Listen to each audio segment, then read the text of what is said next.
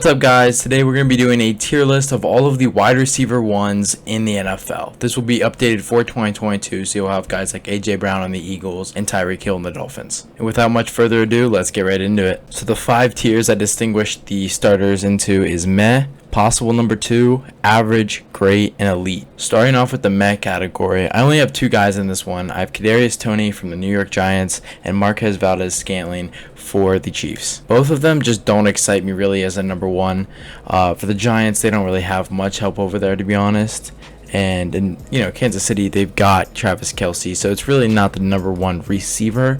But for wide receiver, Marquez Valdes-Scantling, I think, is that number 1 guy, which doesn't make me too excited. Next up in the possible number 2 tier, we've got a few guys in here. Lazard being one of them. Obviously, with Devontae Adams leaving, Marquez Valdes-Scantling leaving, Lazard kind of fills that role. Christian Watson could become that number 1 on the Packers, but I don't think it will happen this year. So I get Lazard. I don't think he's fantastic, but he definitely is a possible number 2, as we've seen him be number 2 in the past. Then we got Amirah St. Brown. Now, I know Jameson Williams definitely could be the number 1 this year coming up. But Amirah St. Brown was solid last year, and I think he'll be a good number 2 if Jameson Williams does show up like he is hyped to. Number 3 in this tier, I got Rashad Bateman. He doesn't excite me at all. I mean, again, it's one of the situations similar to that of the Chiefs, where the tight end is the main receiver for them after they traded Hollywood Brown away. Mark Andrews was a solid guy, don't get me wrong, but that receiving core is one of the worst in the leagues. And then at number 4 on the possible number 2 list, we've got Christian Kirk. They paid him way too much money to Christian Kirk in the offseason. Don't like that at all, but it's whatever. I think he's a good number 2. I think he was a good number 3. But yeah, we'll have to see how that pans out for the Jags this season. Then in my average tier, starting off with, I do have a few rookies in this tier. I have Drake London from USC, went to the Falcons. He's definitely going to be that number 1 guy right away. I think he should be solid. He's pretty tall. They have a really big lineup over there with Auden Tate, Kyle Pitts, and him. So it should be interesting. Michael Pittman, again, another average receiver for number 1 role, I guess. He'd be really solid number 2. Kendrick Bourne is another one of those guys who had a pretty good season last year with Mac Jones. I just don't think he would be a ideal number 1 fit. And this one would be a little bit of a hot take, but I have DJ Moore. Obviously his situation in Carolina has been pretty poor. I don't think he's quite at the level of some of the guys above him, though.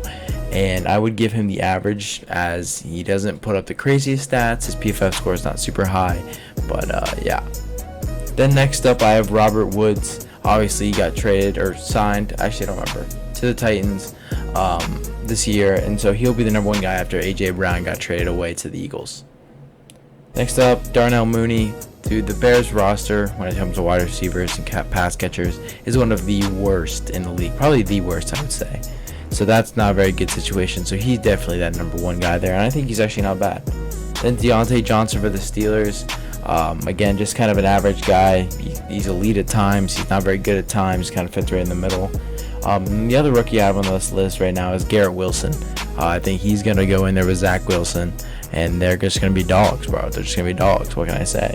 But yeah. And then Amari Cooper for the Browns. Again, he had an average season last year. I'm assuming he'll have another average one this year, assuming that Sean Watson doesn't play that much. And then finally, Jerry Jeudy, who I think has a potential to be great, but isn't quite there yet. And we could see it happen this year with Russell as a quarterback. All right, now going to the greats here. We got a lot of big names in this one. DK Metcalf, great.